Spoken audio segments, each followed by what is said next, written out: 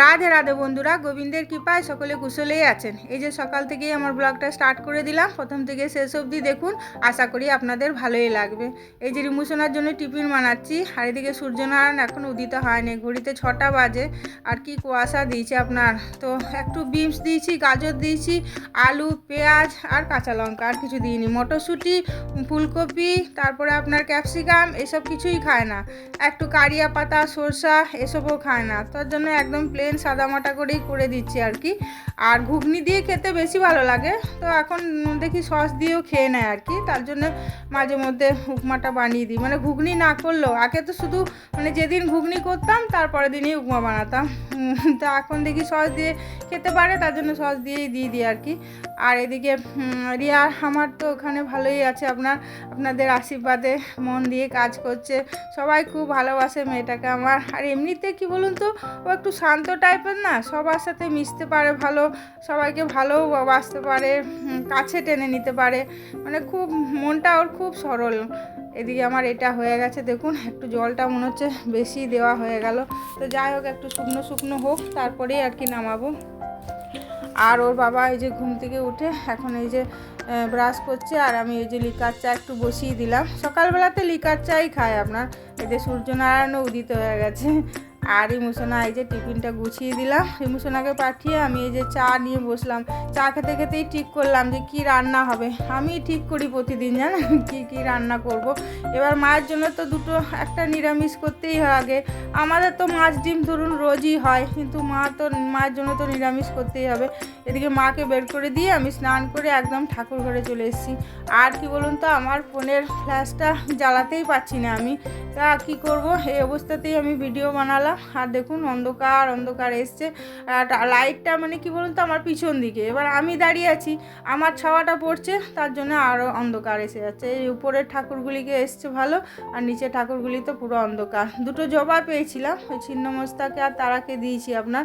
এই দেখুন কীরকম মহাদেবকে ভালো করে স্নান করিয়ে বেলপাতা ফুল দিয়েছি। আজকে তো আপনার সোমবার, তার জন্য যতগুলো বেলপাতা ছিল সব দিয়ে দিয়েছি আর কি, শুকিয়ে যায় তো। এবার ঠাকুর ঘরে যখন ছিলাম তখন মা বাঁধাকপিটা বসিয়েই ছিল, এবার অনেকটা বাঁধাকপি করেছে, কড়াইটা খুব ভারী হয়ে গেছে। আমি বললাম ঠিক আছে না, আমি ছক দিয়ে নামিয়ে দিচ্ছি, পারে না আর কি, বয়স হয়ে গেছে না। আর একটু ওই যে পেঁপে দিয়ে ডালও কুকারে বসিয়ে দিলাম।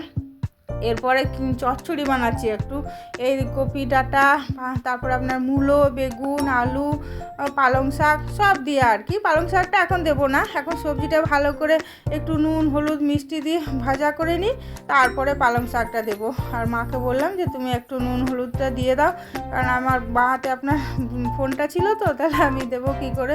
আর ফোনের স্ট্যান্ডটা বলছি না যে লাগানো হচ্ছে না, ওই জন্য ঠিক মতো দেখাতে পারছি না আপনাদের রান্নাগুলো। আমি রান্নাটা মানে ভালো করে ফোকাস করতেই পারছি না। এই কোনাটার দিকে স্ট্যান্ডটা রাখলে ঠিক হবে আর কি, দেখানো যাবে, আর সেটা আর হচ্ছে না। তো দেখি কিভাবে লাগানো যায়। এই যে পালং শাকটা দিয়ে দিলাম আপনার, আর একটু সামান্য সর্ষে বাটা দেবো, এখন না, এখন একটু সেদ্ধ হয়ে যাক তারপরেই দেবো আর কি। দিয়ে লাস্টে একটু বড়ির ছক দিয়ে দেবো।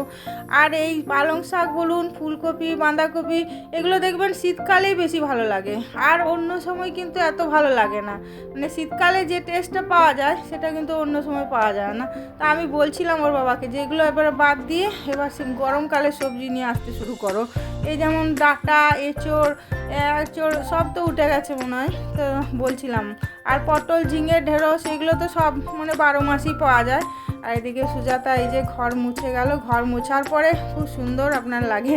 আর জানালা দিয়ে দেখছেন কত সুন্দর রোদ আসে। আমার দক্ষিণ দিকে দুটো বেডরুমের দক্ষিণ দিকে জানলা আর কি। আর এদিকে পালং শাকটাও আমার হয়ে গেছে। এই যে সামান্য একটু বড়ির ছক দিয়ে দিলাম আপনার। আর ডালটা এখনও হয়নি আর কি, অরড় ডাল মেশানো থাকে না, ডালটা হতে ওর জন্য অনেক টাইম লাগে। মুসুরটা তো সেদ্ধ হয়ে যায়, কিন্তু অরড়টা সেদ্ধ হয় না চট করে। আর এই যে বড়ি একটুকু দিয়ে দিলাম, বড়িটা ভালো করে গরম করে মানে ছক দিয়ে দিলাম আর কি। আর এদিকে ডালটা হয়ে গেছে, ভাতটা এখনও হয়নি। আর ডিম ভাজা এই যে বসিয়েছি আর কি ওর বাবার জন্য। আগে আপনার নিরামিষগুলো সব টেবিলে নিয়ে চলে গেলাম, কারণ আবার ডিমের ছোঁয়া নাড়া লেগে যাবে তো, মুশকিল কাণ্ড হয় এইগুলোই আপনার। এই যে নিরামিষগুলো সব নিয়ে চলে আসলাম টেবিলে। আর বেগুন ভাজা চাটনিও আপনার করেছি একটু। আর এদিকে ওর বাবার তো খাওয়া হয়ে গেছে, গরম গরম ডিম ভাজা দিয়েও দিয়েছিলাম। এখন এই যে রিমুসোনাকে খেতে দিয়ে দিলাম আপনার। আজকে বেগুন ভাজা বেশি করা হয়নি, মায়ের মানে কাটেনি, 3টি কেটেছে মাত্র।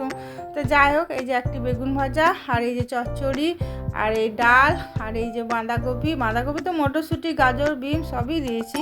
আর এই যে ডিম ভাজা, আর ডিম ভাজা হলে রিমুসোনা খুব ভালোবাসে খেতে, মানে ভাত সব খেয়ে নিবে আজকে। আর এই চাটনি শেষ পথে না হলে তো ভালোই লাগে না। তো ঠিক আছে, ব্লগটা আমি এখানেই শেষ করছি।